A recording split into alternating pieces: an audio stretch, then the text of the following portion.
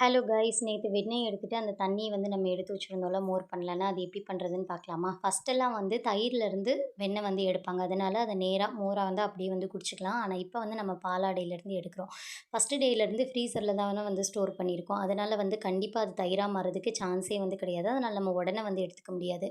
இப்ப அந்த தண்ணீல பாதிய மட்டும் மிக்ஸி ஜார்ல ஊத்திட்டு, 1 ஸ்பூன் தயிர் சேர்த்து நல்லா ஒரு தடவ பிளெண்ட் பண்ணி எடுத்துக்கணும். பார்க்குறதுக்கு பால் மாதிரியே இருக்கும். நான் 2 டைம்ஸ் இதே மாதிரி எடுத்திருக்கேன்.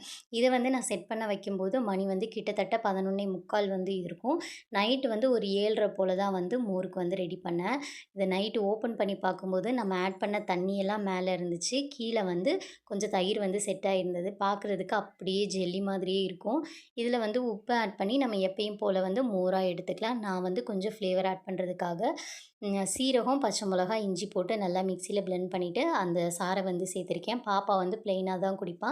அதனால பாப்பாவுக்கு பிளெயினா, எனக்கு கொஞ்சம் கொத்தமல்லி, வெங்காயமும் ஆட் பண்ணி எடுத்துக்கிட்டேன். கடையிலலாம் கொஞ்சம் உப்பு போட்டு அது மோர் தண்ணி மாதிரி இருக்கும். ஆனா, இன்னும் கொஞ்சம் உப்பா இருக்க மாதிரி இருக்கும்.